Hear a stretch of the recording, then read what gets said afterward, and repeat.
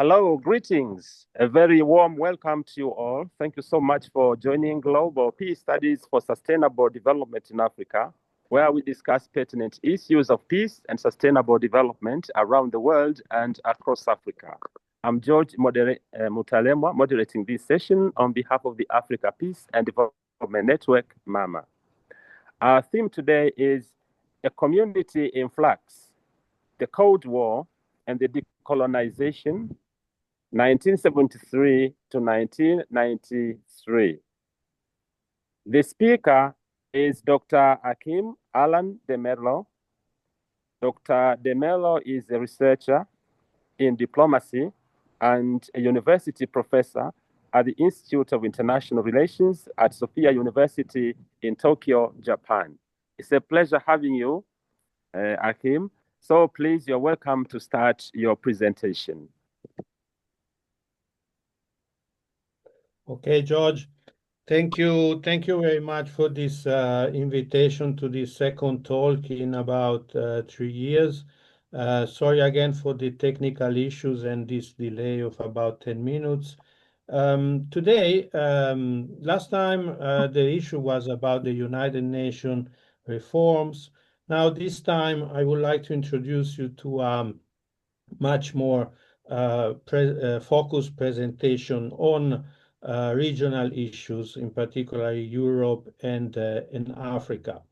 Now, this presentation follows a research, a paper which I will use as a background for this presentation.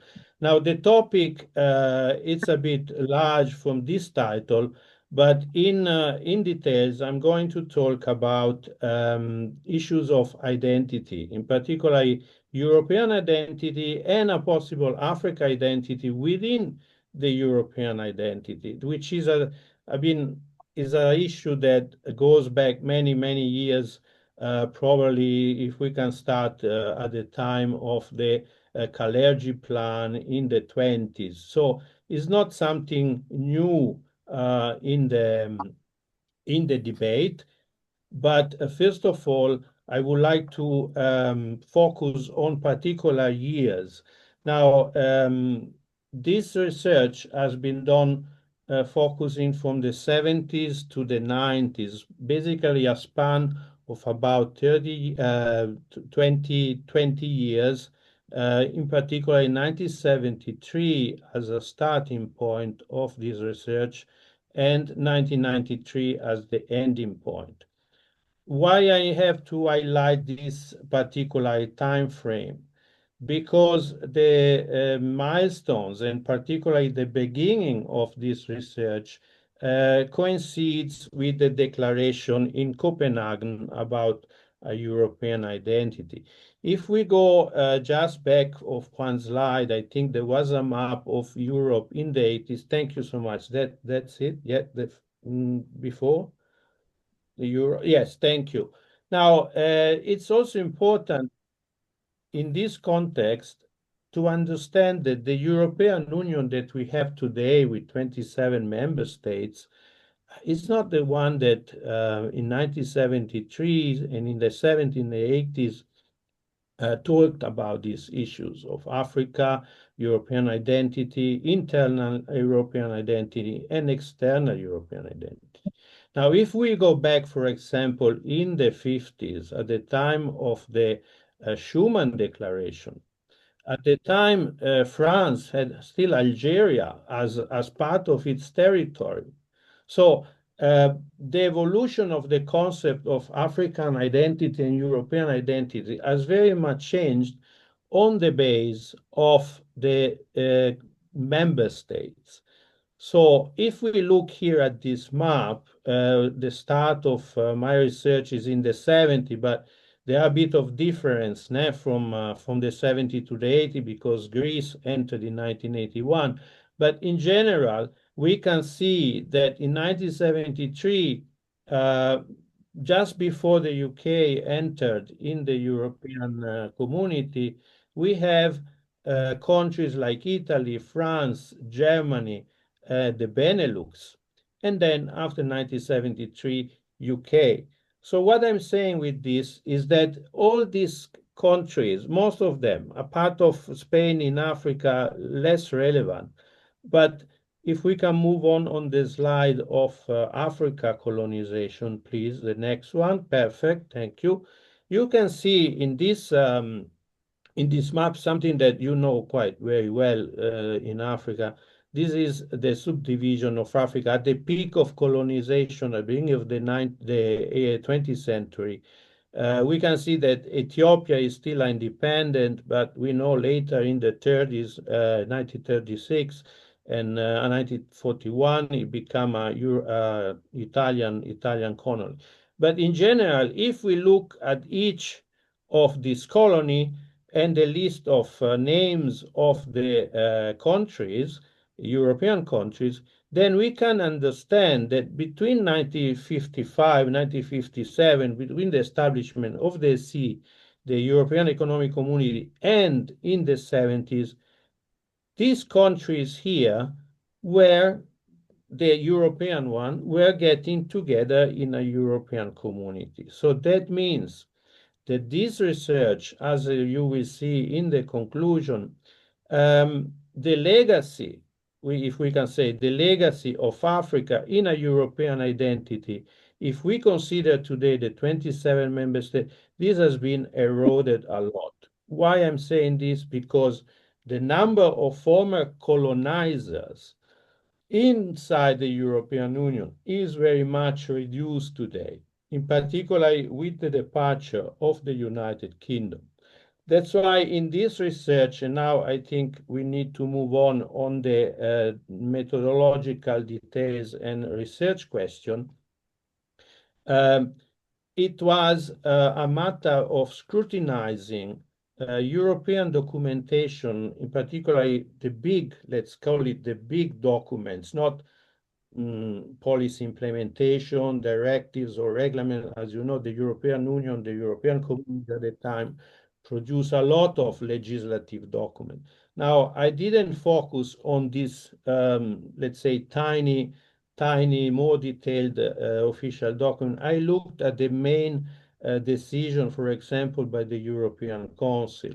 So macro perspectives of the evolution of the European community toward the European Union in the 90s, and how the concept of identity, European identity, is included in the discourse, is called discourse analysis, critical discourse analysis, on the basis of what I found in a series of documents which are not listed here in this presentation, but are attached to the paper bibliography.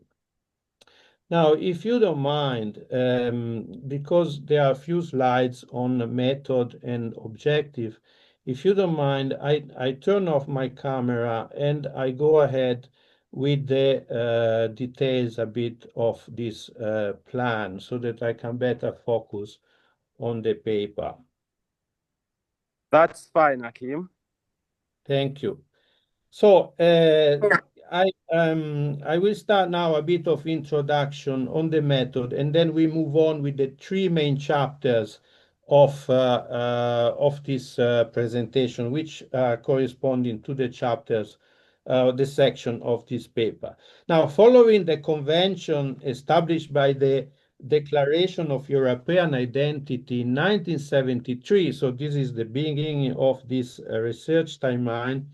This investigation investigates how the concept of European identity has been referred to in the official documentation of the European Community from 70s to the 90s.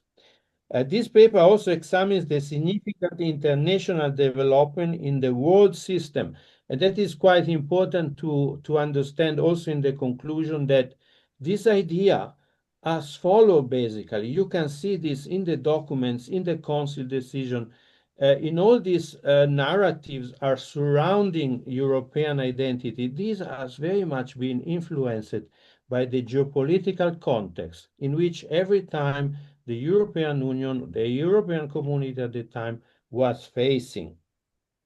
In particular, specifically the Cold War and the consequences of decolonization, and the impact of this aspect to this concept.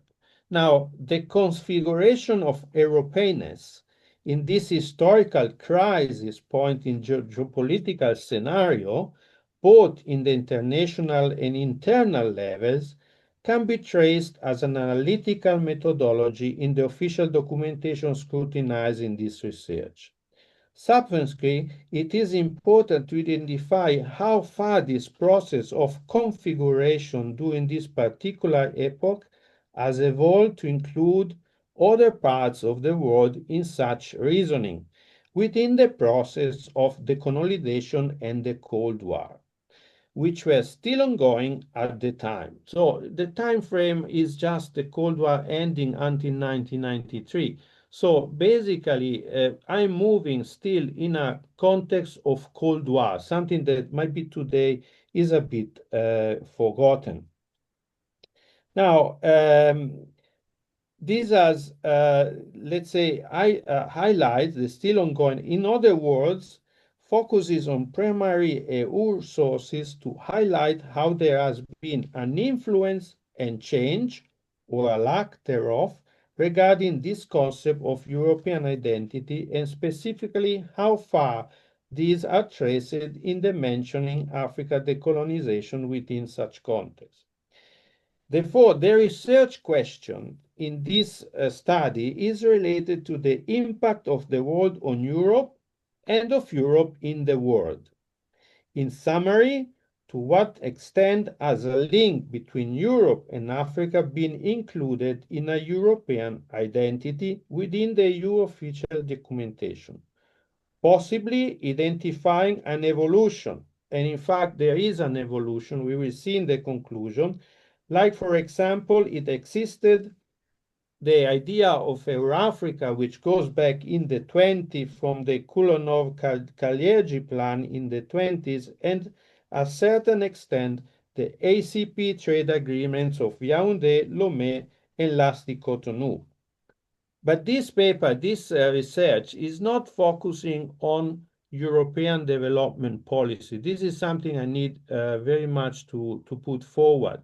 Because in a conference in Canada last year, I've been asked, well, but the European development policy here and there. Yes, I understand. This is a big chapter, which particularly developed after 2000. In the 90s it started, but developed very much about 2000. This is not really the focus of my study, also because I'm ending in 1993 with the conclusion of the foreign minister on Africa. So all the parts of development policy and all the documents, all the implementation that has been developed in about 20 years by now, 25. In fact, in 2 weeks, there will be the 7th EU Africa Summit in Angola, the 7th one. So basically, this is not part of this research. I'm scratching more in the historical roots of the 20 years between the 70s and the 90s. Important to say that.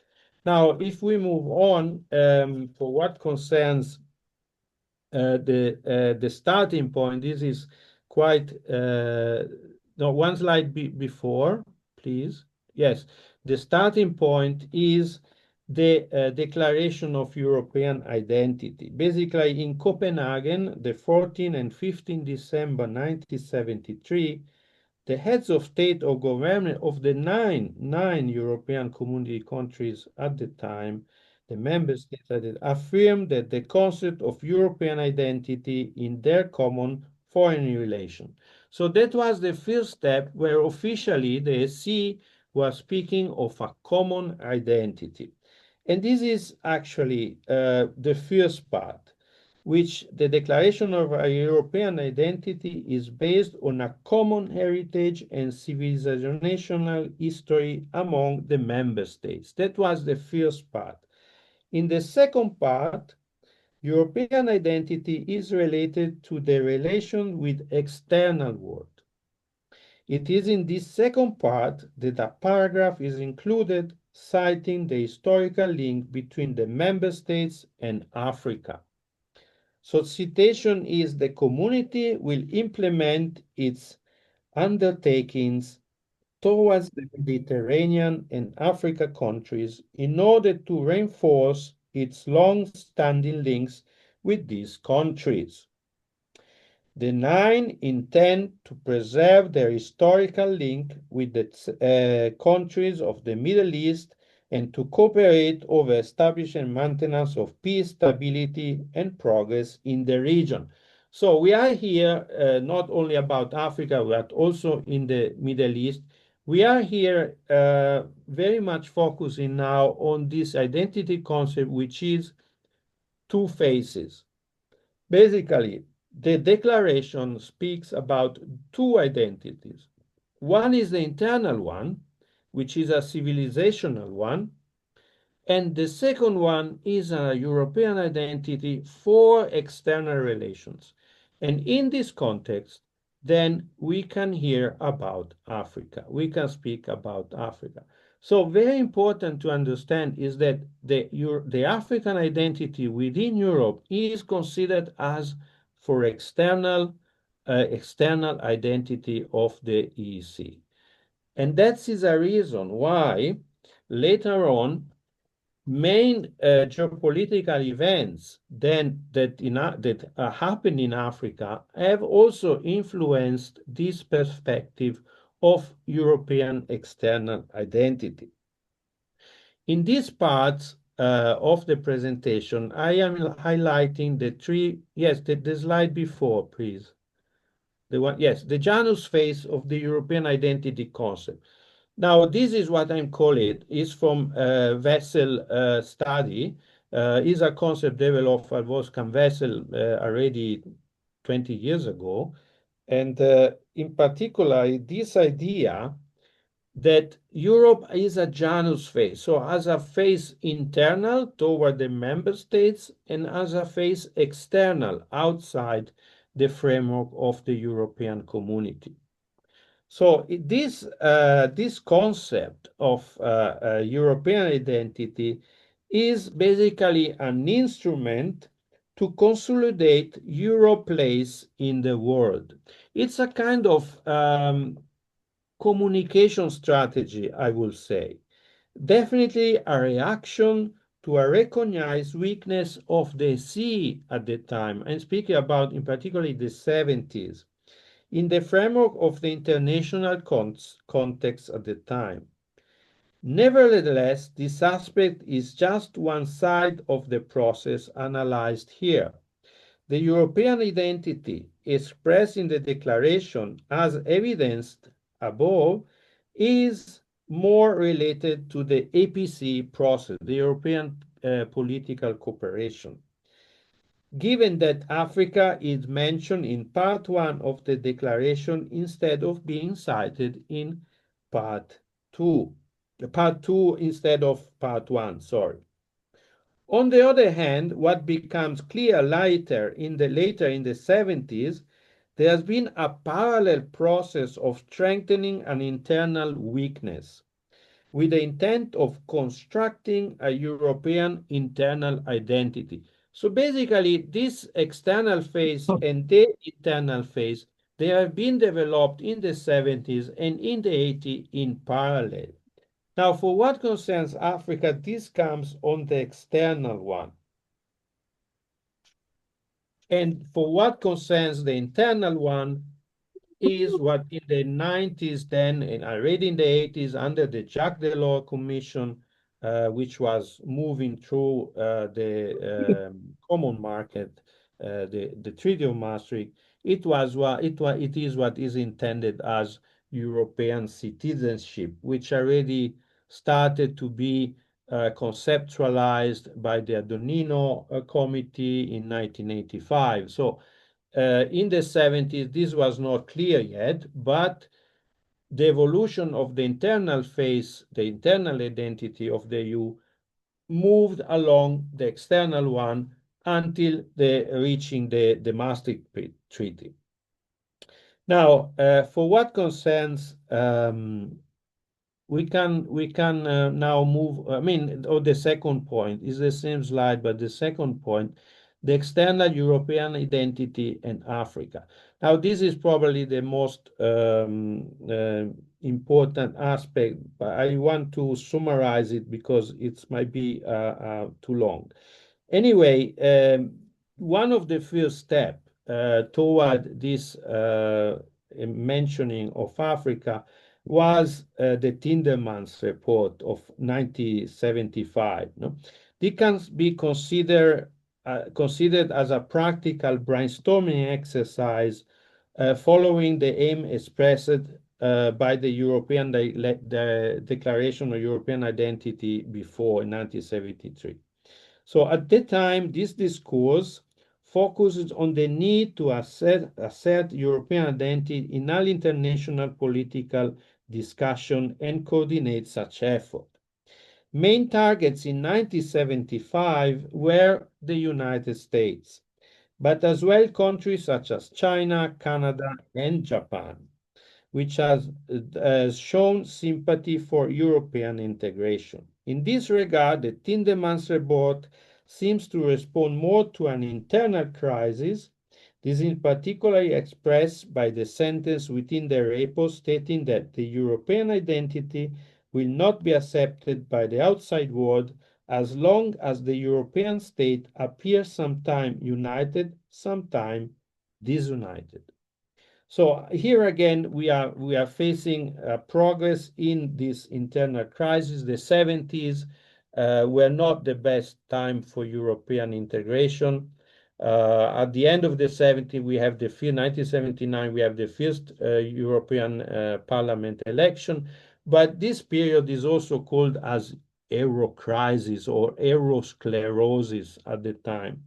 So during the 70s, this concept, because the Tinderman, I would say, was not so a successful report, this aspect of external European identity was also influenced by the Yom Kippur War, was influenced by the ending of the gold standard by the United States, the oil crisis, terrorism in Europe, within Europe. So basically, in the context of this crisis and the need to strengthen the European identity, the Tindemans report made no mention of Africa.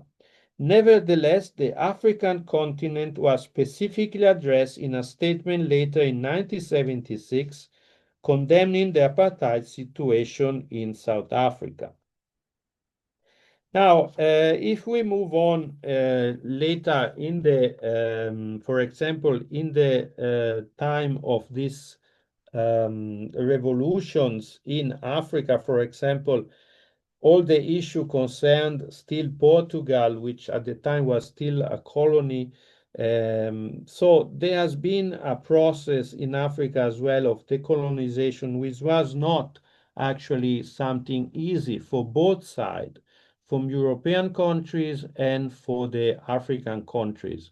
You can take in the 50s, for example, the war in Algeria, war in Angola, and so on. All these European countries had faced very much, also soldiers were dying. So from both sides was a painful process. So the matter of Africa also came later on in the 80s. But as we can see, the climate has changed. More efforts to raise a European external identity in the 80s were initially addressed by the Genscher-Colombo Plan in 1981, which was an attempt by both Germany and Italy to take the EPC, the European Political Cooperation, much further. So in this regard, the European identity and the text in the plan was matched with a European security identity outside NATO. So we are still speaking about the time of the Western European Union, the WEU, which doesn't exist anymore. In this plan of 1981, European identity in both internal and external policy matters has been further enhanced, touching, for instance, hard politics like defense. In this period, in fact, the Europeans are eager to develop their own defense identity to facilitate the separation from the United States. quite interesting, this point compared to today's situation. Therefore, shifting from NATO as a regional North Atlantic organization and focusing more on their own European region.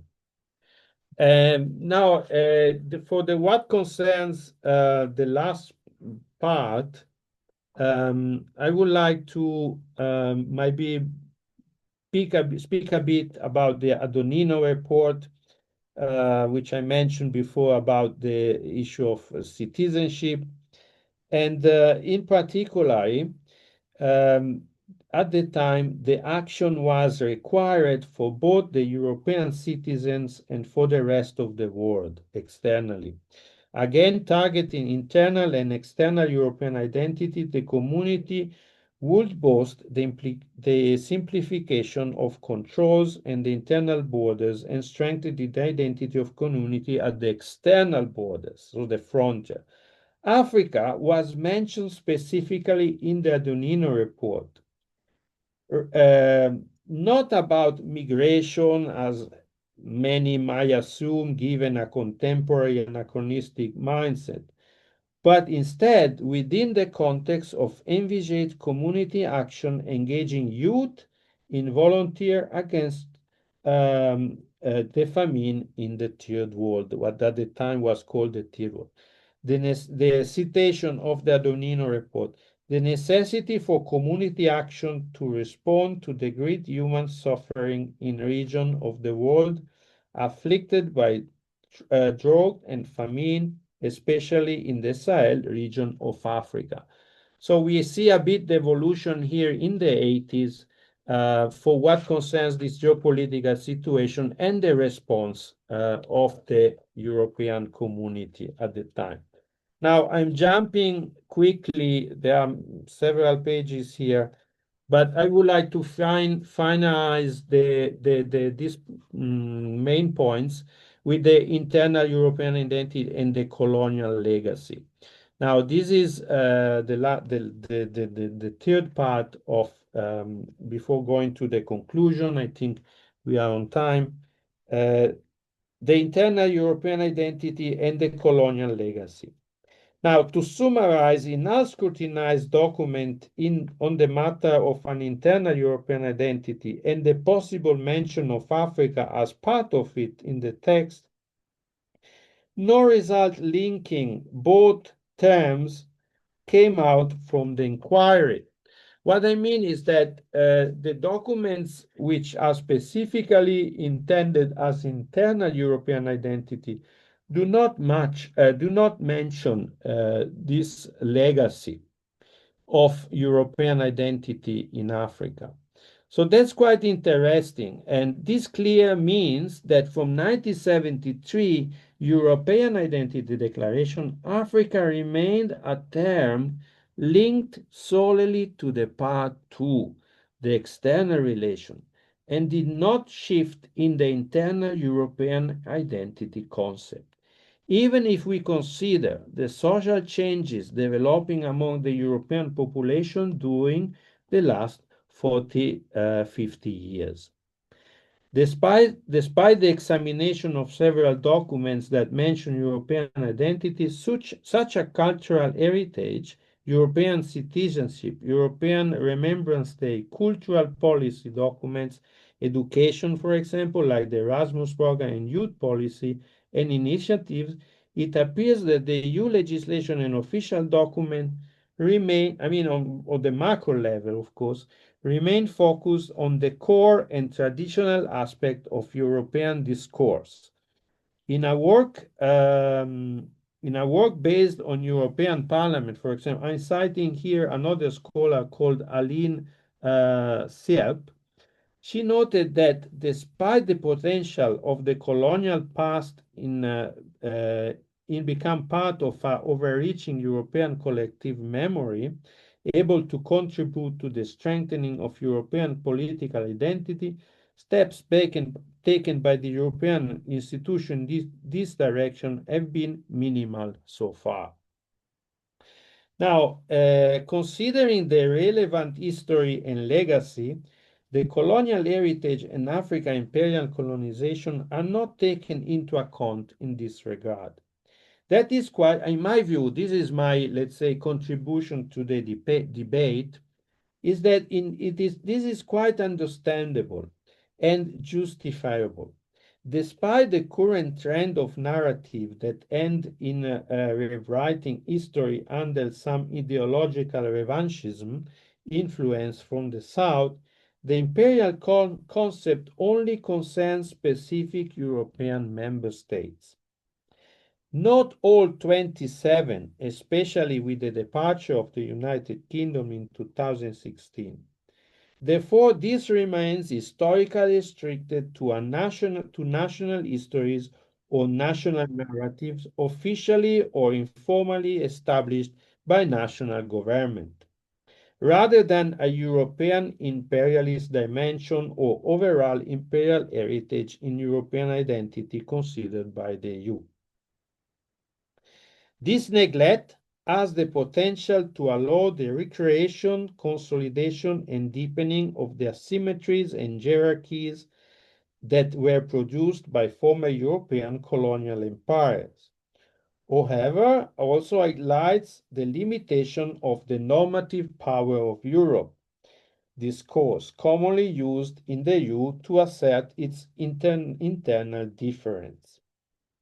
Now, I would like to conclude this internal European identity. Basically, to explain my point is that to better understand the reason for this development, so this situation that we have at the moment, and also was reflected in the 70s and the 80s, is that it is crucial to consider that current conflicting opinion within the EU politics when it comes to addressing the past, it is worth noting that significant progress is necessary in the at the national level by former colonizers.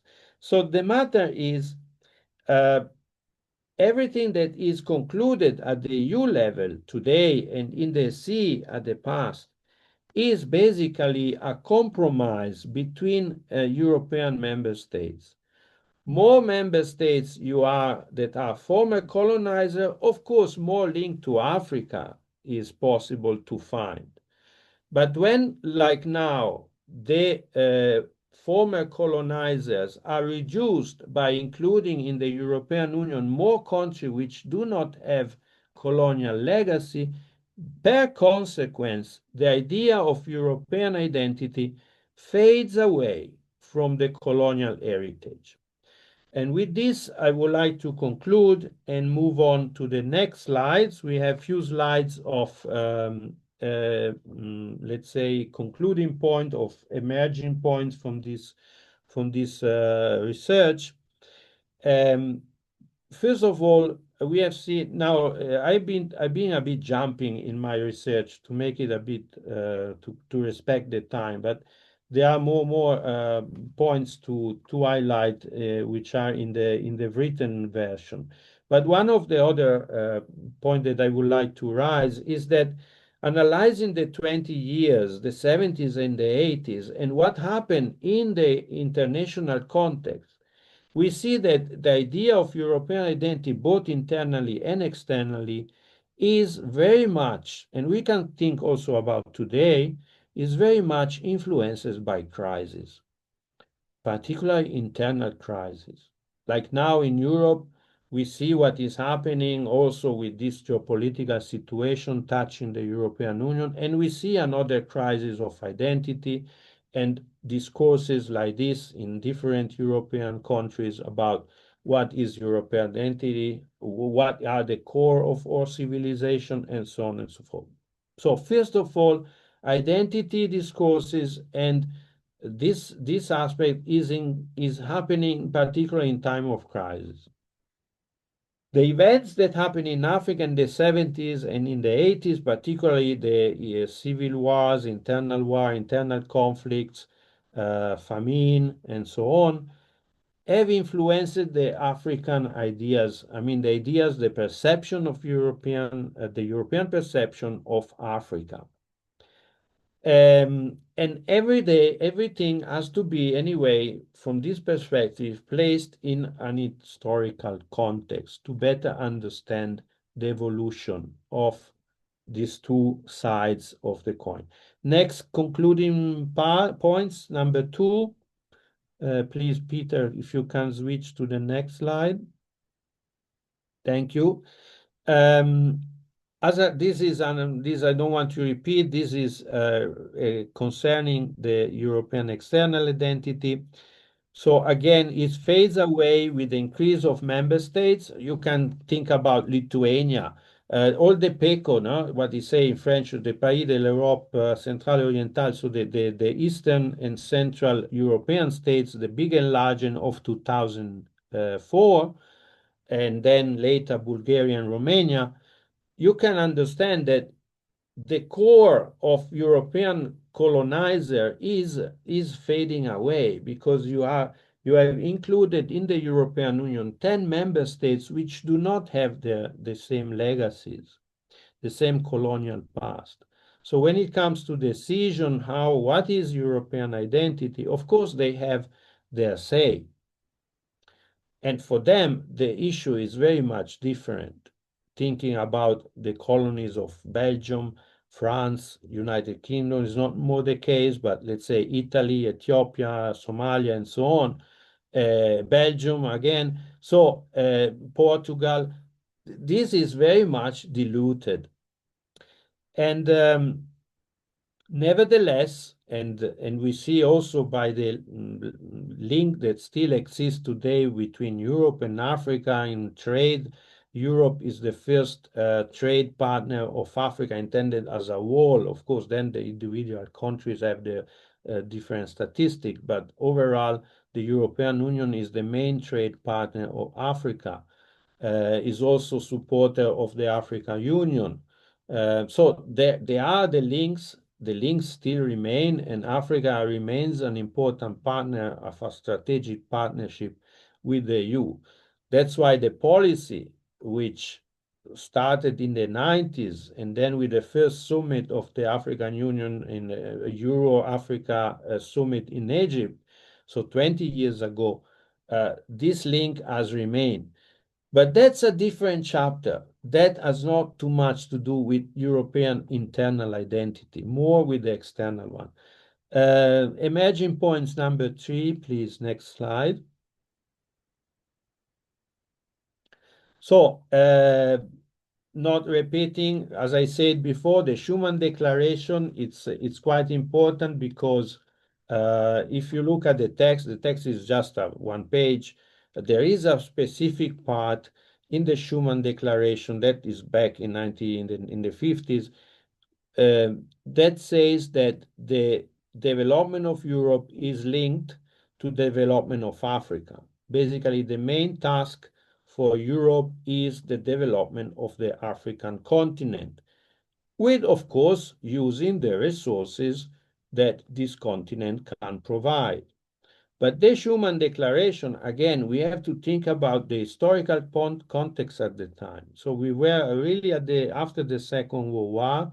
France was still having Algeria. So if you look at the map of the European Economic Community at the time, Algeria is in the map of the AC.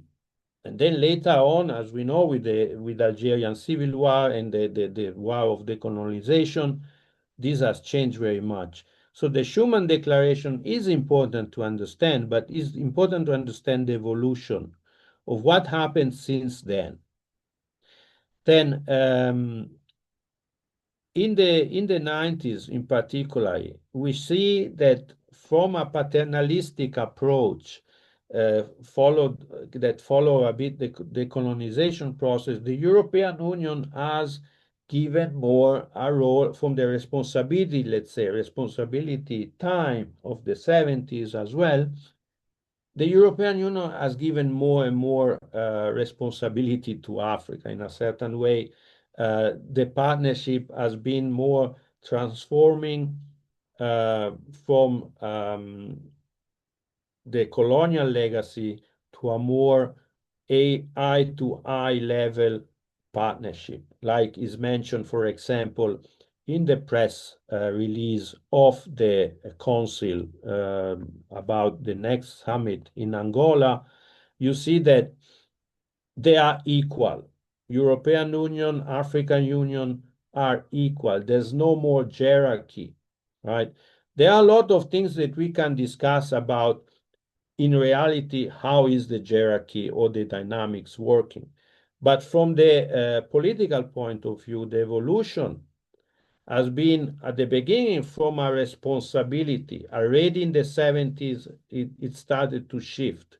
But at the time, the first declaration was responsibility, and now toward Africa from the EC. And now, more than responsibility, is a partnership on equal basis. So there has been an evolution in that sense. Last number 4, last emerging points.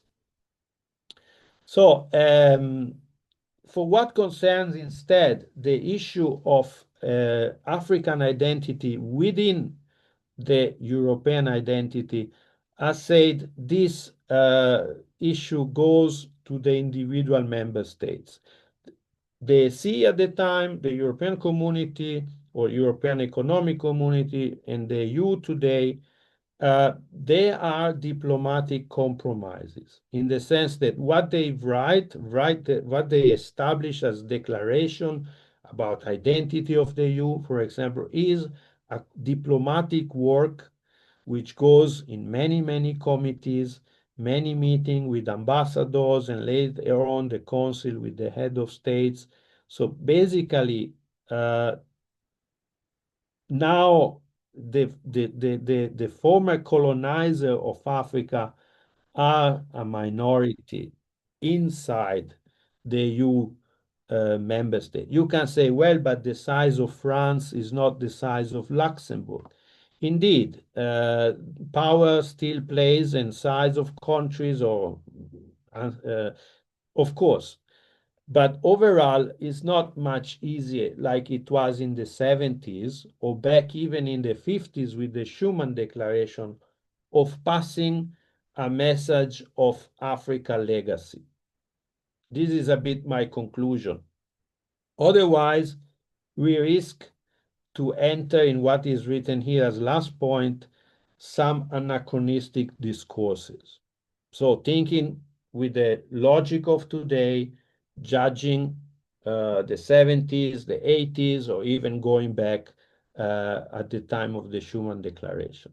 So this is in short my 4 points, my 4 slides of conclusion of this research. Now there are a few slides left with some data. If you can move on, sorry, please. There should be some more slides. Yes, these are just some reflection from the point of view of the European. Now, the Eurobarometer, and as you know, the Eurobarometer is a statistical office of the EU. Some researchers do not take too much seriously this data. Might be more let's say, serious are the data of Eurostat. Nevertheless, for this research, I just wanted to show something that I found back in 2016. This was done in 2016. As you can see here, these are public opinion. Public opinion about Africa in the future. The target at the time was 2020. So you can see that the majority of the European are not so, I would say, are a bit skeptical in general when it comes to importance of Africa. But nevertheless, for trade issue, Africa doesn't reflect the same chart here because it's quite important. Now China is taking over, of course. We know very well what's going on in Africa. Chinese search for minerals, and so I'm not entering this chapter, but the situation in any way is changing, in particular in the last 5 years. things are moving on. Nevertheless, this is public opinion. Next slide, I think, is one of the last. This is more concerning about the feeling of being European.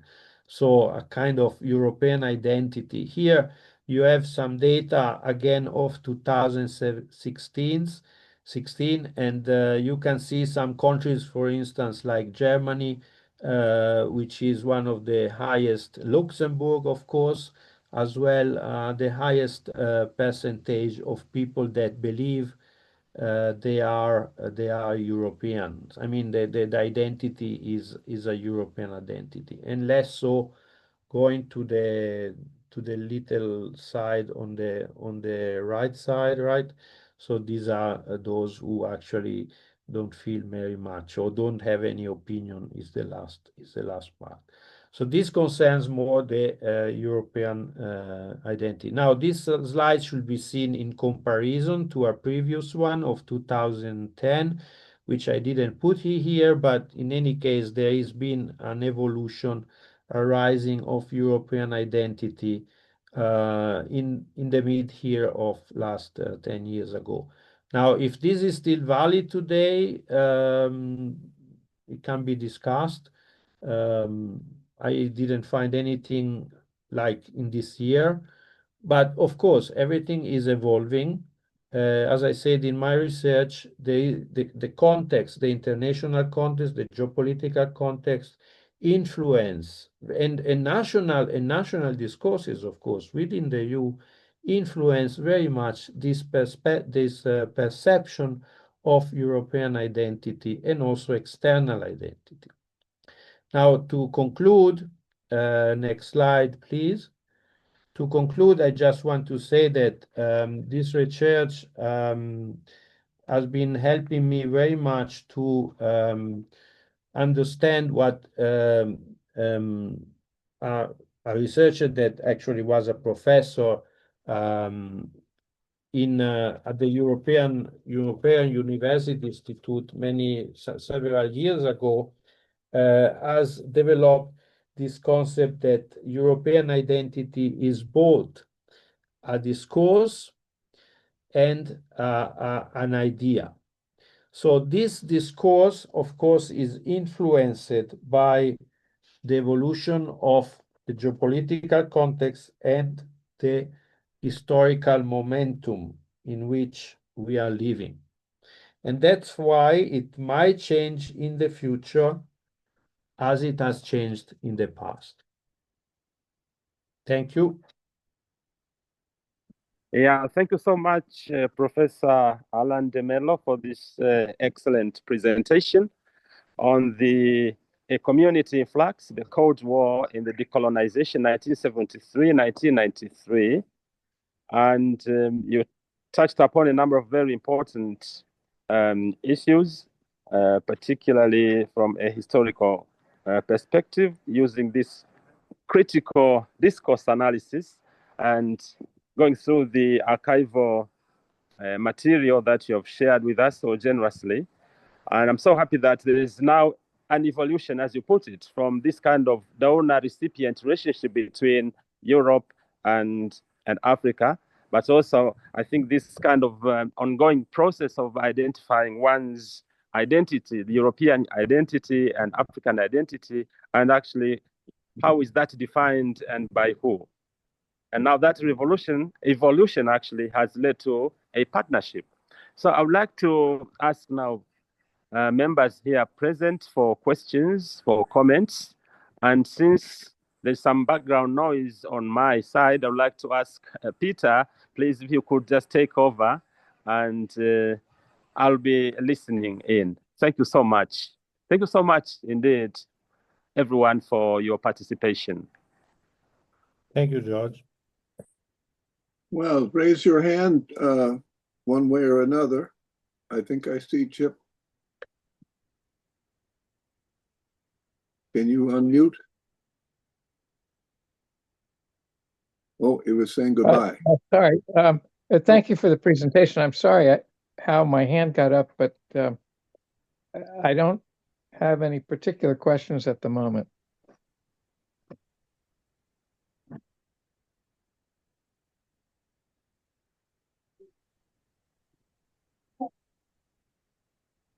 Maybe let me request to ask a question. I must first apologize that I came in late because of engagement in a department. Here in East Africa, particularly the coastal region, for example, there are existing families that have got European and these Asian blood, let's say European, Chinese blood. And I have been told that that they have been strongly been accepted by the countries where they have been traced to. Maybe, Prof, if you just make a comment on this, I will appreciate, and thank you so much. Greetings from Technical University of Kenya, Dr. Ali Adan. Thank you. Now, Kenya, I would say that this, now let me understand a bit the situation, the question you are asking. These people are accepted by whom? You mean accepted by their countries of origin, let's say China, European countries? I didn't really get the question clearly. Can you, Abdullah, can you please explain which country you mean? I think if I will repeat, for Yes, example, in the areas of Lamu Archipelago, yes, there Lamu, are I've been to those, Lamu, I know, yes. yes, there are those communities, there are those Swahili communities. Remember, Swahili, yes. Swahilis are people who have been intermarried between Arabs, Europeans, and African communities. So Yes. when a research was done on the DNA, there Yes. were some of them were traced to Portuguese, some were traced Yes. to Italy, Yes. and some were traced to China because of the Indian Ocean The India history. East Company. Yes, the India Yes, East exactly. Company. Thank you, Prof. Thank you. Yeah, I mean, but the question is, okay, this is about DNA. I remember in Lamu, nowadays, I mean, I was there in 2005 for UNESCO because we had a project there. It's a long story, but anyway, one important thing that you see in Lamu, a part of the Swahili heritage and the typical construction which use the rocks, coral rocks of the island, is that there are a lot of tourists, at least at the time, there were hotels, and this has created a bit of conflict within the Lamu communities, in particular for what concerns issues of water resources. I remember the reason why we were there is also because water was contaminated, and anyway, there was a cultural issue also connected with that. Now, for what concerns your question, I mean, if you look around in the world, I mean, in ex-colonies, and if you go to Latin America, even more, you have people in Argentina that now are getting Italian citizenship because the ancestors were originally from Italy. Now, if this works also for the people in Lamu with Chinese origin or Portuguese, this it's a question that relates to the policies of the member states. As you know, European Union doesn't grant citizenship. The idea that I was speaking in this presentation about European citizenship is a concept. But in Brussels, they don't give you a European passport if you apply, if these people in Lamu apply to a European countries because in their DNA it results they are originally Portuguese. I don't think this is feasible. On the other hand, European citizenship is transmitted through each member state decision of granting citizenship. Recently, there has been quite a scandal, I would say, with Malta. Probably you have heard about, but in any case, citizenship remains one of the power to grant it by the member states. And around the world, you have many, many Europeans which have become, in the course of generation, have become Brazilian, Argentinian, Ethiopian, or Libyan, and so on.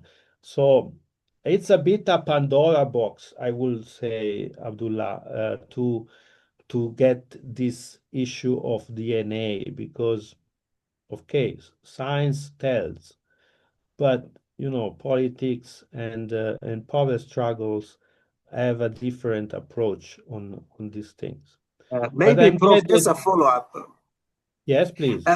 Thank you so much for this very good explanation, Prof. I agree with you that nobody can just apply from Africa using the DNA to get the European Union citizenship. You got it, yeah. because even those who are in those European countries are even difficult for them. So leave the one who is Exactly. thousands of kilometers away from the country. Now, Prof, this is to do with the currently immigration is the hottest geopolitical issue. How do we anticipate this to play out in relation to Africa and the European Union? Because these human beings have been moving through trade, through what you can call explorations. Globally, the societies have been moving and interacting with each other. But now, under the Trumpism and this immigration that is now being linked to many other factors of terrorism, what do we anticipate in the future world? Thank you. Well, this is actually interesting also because of the location you are saying from Lamu. One of the things I remember in Lamu, which I found in the little market, was a coin of the East India Company going back. So trade, as you mentioned, it's an important tool of interlinkage between countries. Now, trade and migration are a bit interlinked too. And you have now, you are mentioning this issue for the future. If I can anticipate, probably not, but I don't have a crystal ball. But as I mentioned in this research, things go, the idea of identity expands and also get smaller, so recedes, depending on the geopolitical and historical climate. You rightly say that we are now moving in a, let's say, era or a period where Trumpism, I would say, is a bit of American flavor. But let's see in Europe, for example, many countries are actually shrinking. Their idea of, let's say, identity is very much going to the core. And this is also an influence of immigration. So when our period of crisis and identity crisis, like it's not the first time that this happened in Europe, of course, it happened also in the past. And also in the 70s, the 80s, there have been, for example, during the crisis in the 70s, there has been this development of a European identity, which I'm saying because there was an internal crisis too, which was led by terrorism, by rising of cost of living, and so on. It's a bit the situation we are facing in Europe as well today. So basically, when societies are happy, rich, and they have, let's call it a full belly, the idea of identity is much more larger and flexible. When society are facing crises, rising costs, immigration, put also security issues like the current war with Ukraine, and internal security, then the society, they tend to shrink. So they tend to reclude themselves to the core of their identity. That's why it's difficult for me to say what will be in the future, but definitely something has changed in Europe in the last 10 years.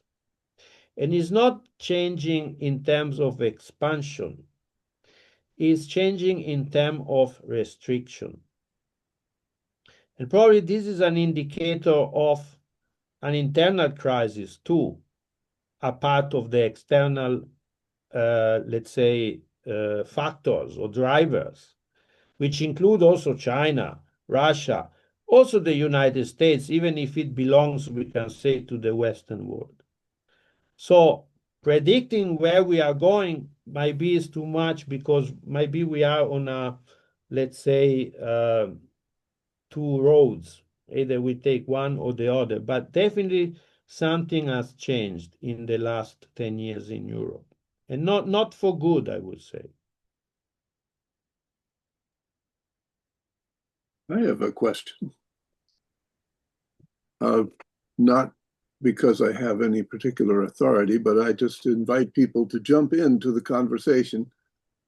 My question is, could what you're discussing now, the shrinkage in the face of crisis and so forth, have to do with the fragmenting effect of the internet going supercritical in network science terms? In other words, people have been isolated and the communication has devolved to attention based on shock, micro shocks from advertising, targeted advertising. The internet has had a deleterious effect on the world. Can you speak to that? Do you see anything there? Well, internet, if you take it back, I mean, I try always to see things in a bit of historical perspective. It's a bit my disease in this sense, as being more an historian than a political scientist. Internet in the 90s, when it started to, spread around the world, was considered as, the miracle of the end of history. Everybody could chat from one part of the continent to the other with the VoIP system. And then we saw the application that came up from Skype, etc., etc. So in terms of communication, as you mentioned, I have a bit of positive memories and a positive idea of internet. Now, today, after 20, 30 years, basically, from this explosion of internet, we can see also the negative sides. Maybe this is what you are focusing on, perhaps, in the creation of echo chambers communities, for instance, where they seclude themselves, even if internet is considered something to interconnect people from all around the world, sometimes is misused in creating communities which were from the, let's say, from Japanese point of view, they call it otaku.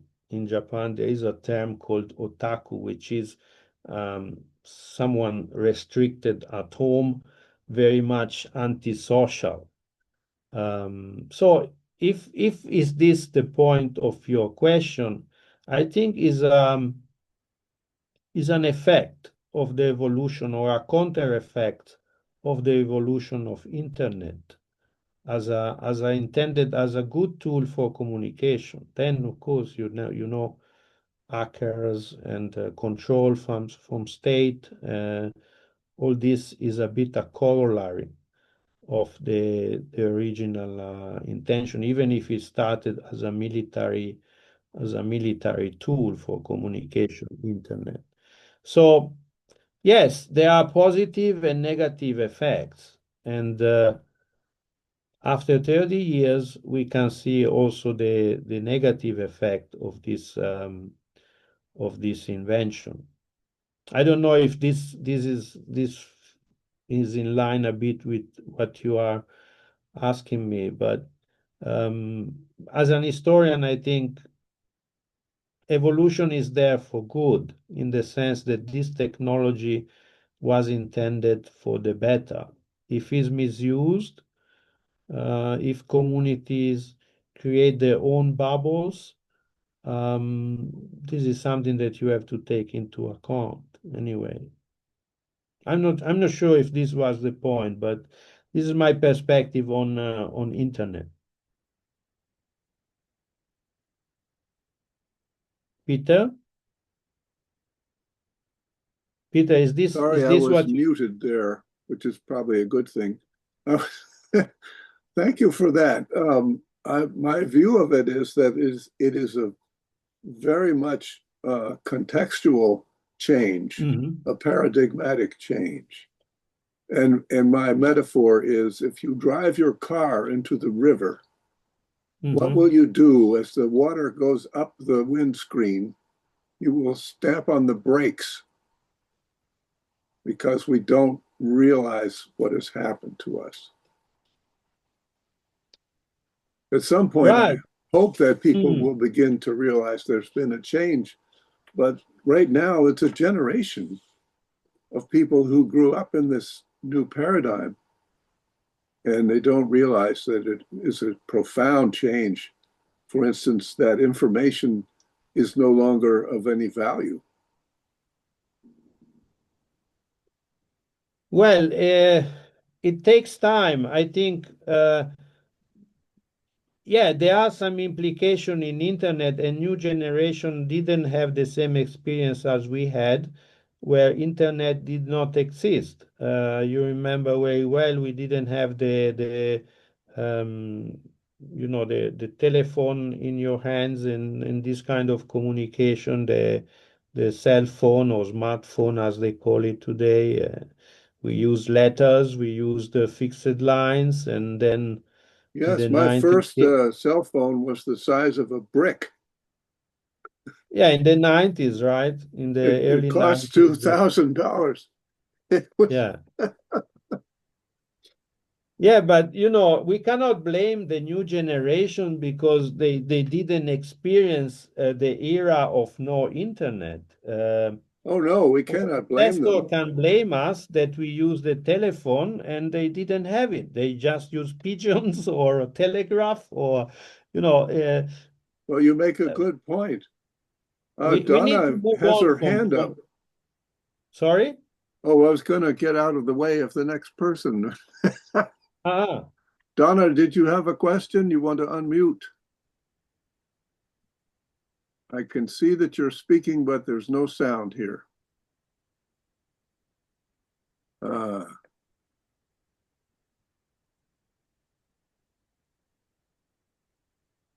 Your microphone is open, but it's not, you have no volume.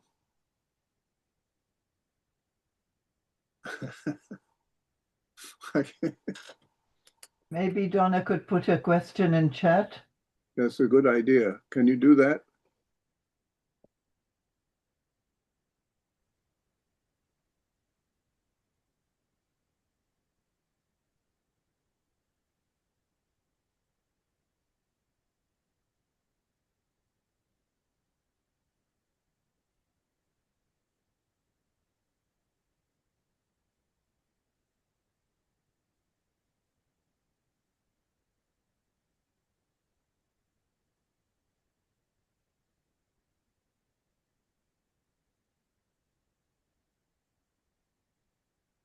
If anyone else has a question, we'll certainly take Donna's question when it arrives.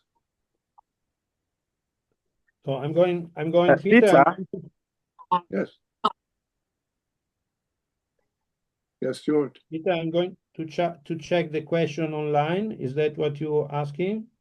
Yes, it's not in the chat, yet. I think Donna is typing. Let me see if I can see it. It is visible. Oh, there we go. It says the internet is much faster than before the establishment of intellectual intimacy. Yes, indeed. And can I ask a counter question? What's wrong with that? What's wrong with that? I mean, the matter is technological advance. Now you have AI. Maybe AI is, of course, now is reasoning much faster than a human being. Now, is this good or is this bad? That we have machines which are making calculation in an incredible speed, and the human being cannot do that. Now you can say no, that's bad because human must be more advanced than machines, and this is a process of dehumanizing society. Some I think that's a good. counter-arguments. That's a very big question. Is that I want to throw it to the whole community because there's more than Sorry? speed. There's more than speed involved.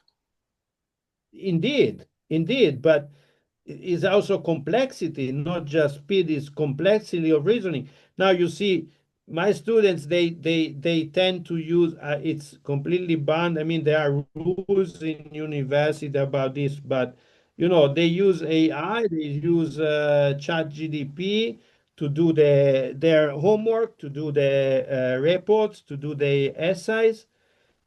Now, and their brain is I shrinking. frankly, yes, of course, it's shocking actually, because you don't learn in this way. I mean, it's a machine telling you the things, and then you submit it as your essay, and then the professor needs to detect and do a double work to check not only plagiarism, but really, AI intelligence behind. Now, how we let's say how we go against this, in a sense, is this evolution dangerous? Is this evolution good? Is this evolution not good? So it's a complex set of questions. I You start do with regulations. Now my we do at proposition. university.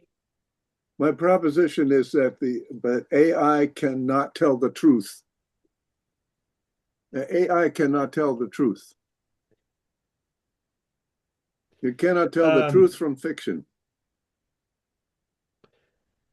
Well, I frankly, I mean, maybe we are just at the beginning of AI, and maybe the system develops further.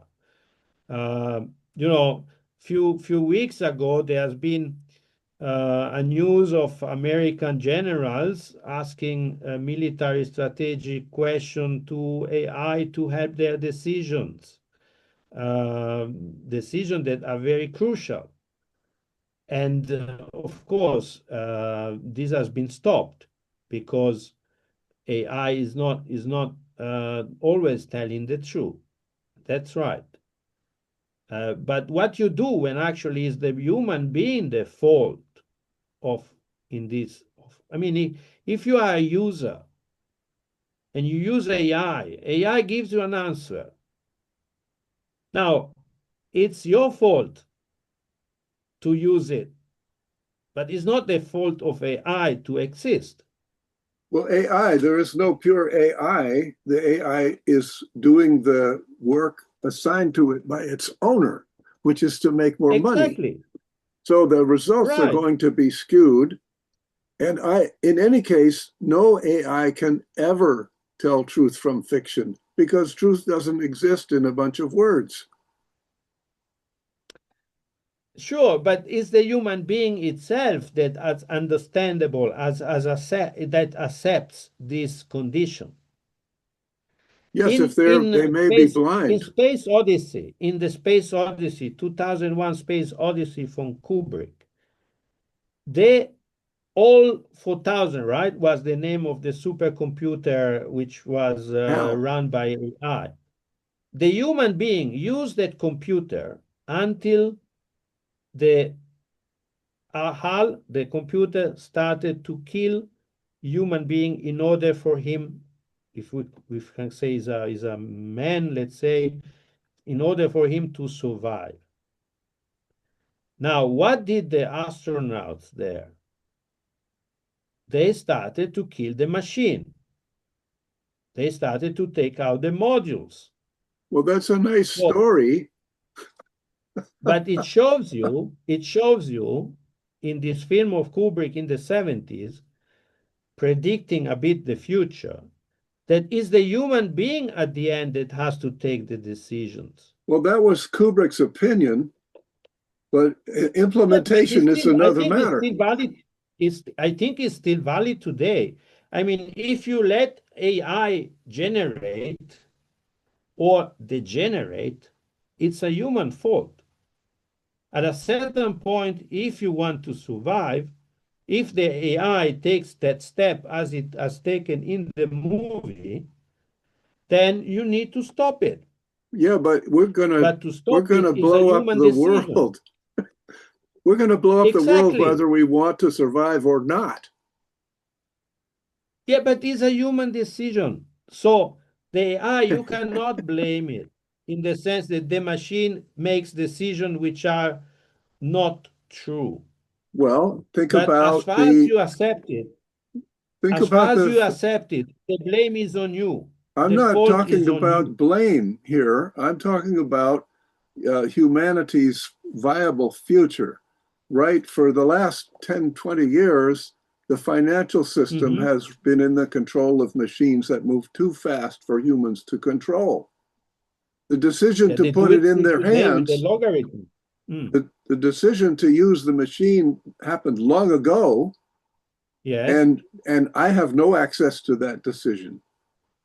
You have no access to that decision. Peter, because of your position, but there are people in the, in the deciding seats which take this crucial decision also for what you say, for business, for money, and we are subject to it. Yes, it leads to genocide.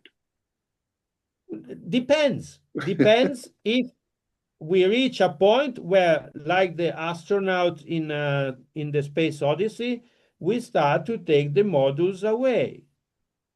But it needs really a very, let's say, a major threat to humanity. If we don't recognize it, we are falling in, let's say, in a catastrophe. Yes, but we are. I don't know, I'm not so negative about the future, but the matter is I still keep faith in the human being of being able to control its future, even if AI will take, as it is taken now, more and more importance in the decision of everyday life.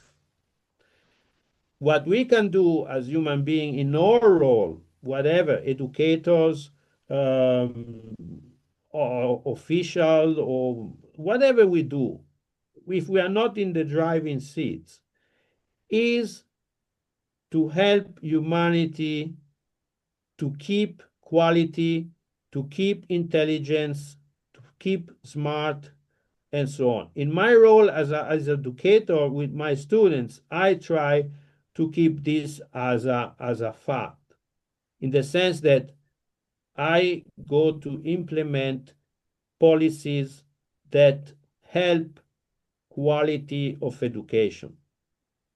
This is what my little box that I can do. More than that, it's the decision of other people. So if we put everything together, we might be able to respond to this downgrading, let's say, situation that you are explaining. So everybody of us can do a little step in this direction to control what we can control in our little world. that we move on. So if you put everything together, every individual together, then we might survive. Well, thank you for this wonderful presentation and conversation.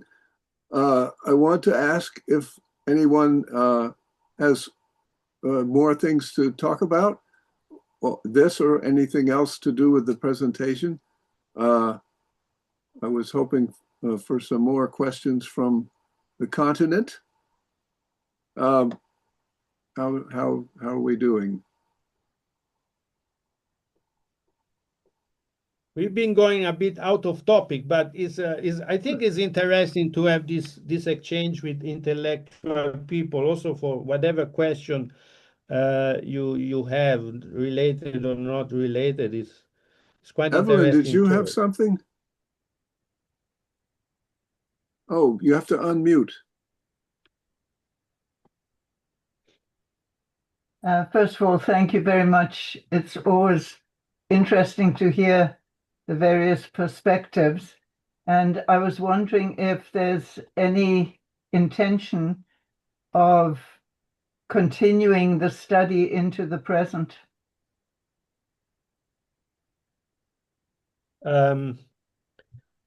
Look, frankly speaking, this presentation goes until 1993. But definitely, I've been a bit looking further because it's normal that at the end you want to see how this concept evolved after 1993. Now, I've been looking to some documents which are not included in this presentation because are a bit out of time frame. But in terms, what I discovered is that this concept of European identity, in particular in the 90s and later on, it has been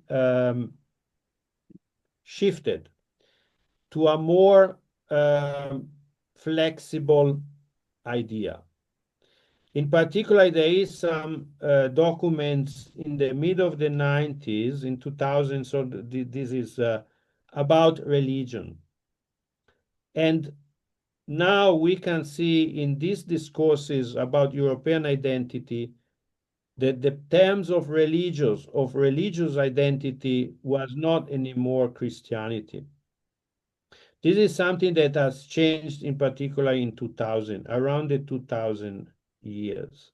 So some documents about, I think was in Vienna, in the Council of Vienna, where they told that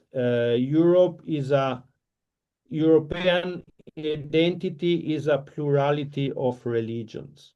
Something that perhaps in the 70s, in the 80s was not possible to say. What is the reasoning for me as an historian, this evolution, this enlargement of the concept of religious identity in Europe? You might remember that in the Council of Nice, it was 2003 for the preparation of the enlargement, it was discussed, this issue, as well in the constitutional committee in the European Parliament, which was working on preparing a new constitution. The issue of religion was addressed. What is the European identity in terms of religion? Is that only Christianity? When I was there at the Parliament, the committee, there was Valéry Giscard d'Estaing, there was Giuliano Amato. I was sitting in front of them, but unfortunately for me, I should say it was quite boring. Because for days and days, they just speak about few words. What does it mean, this word, in all the member states at the time? So it was a bit losing time to follow the work of this commission. So what I decided was to look at the conclusion and see what happened. Now, at the time, you know that religion, Christianity, was to be enshrined in the European Constitution. But the fact is that the European Constitution did not pass the scrutiny of the member state, in particular France, did not support the Constitution, and the Constitution was not adopted. Later on, in 2008, some parts of the Constitution were included in the Lisbon Treaty. But religion, Christianity, is not there, in the sense that Europe has a plurality of religions as identity. So if you ask me what happened later on, I would like that on this point of European identity, from the religious point of view, this has been enlarged. On the other hand, if you consider this from what I say, that this concept of identity is influenced by geopolitical and historical context, we can say that the expansion of European identity, including different religions, is a consequence of the positive and forward-looking, let's say, atmosphere that characterized the end of the millennium. So the end of the 90s and the beginning of the new millennium was for Europe a period of positive, let's say, atmosphere. And therefore, the expansion of the European identity has been done. But if we go back to issue of crisis, maybe this will change in the future again. So the period after the period I analyzed is the period of a positive trend. The end of the Soviet Union, the end of the Cold War, Europe gets Europe in the world. And therefore, the identity concept is more flexible, is more enlarging. Nowadays, for what we discussed just here, we can see that the climate is not the same, is a bit more negative, more restriction, more control. So perhaps in the future, this change again. But for the period you asking me, I would say that was a positive trend.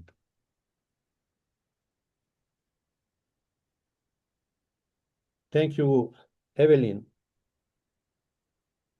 Thank you very much. Well, thank you for this marvelous presentation and conversation. Thank you for hosting me. I mean, it's been 2 years now. I disappeared a bit from this forum. I'm quite busy on Wednesday, but this time I would like to thank George for inviting me again for this case of the European identity. And I was very happy to talk with you all. Well, thank you very much. I think I will be, stopping the recording. We'll say bye-bye. Well, anytime. Yes, thank you. Thank you very much for listening.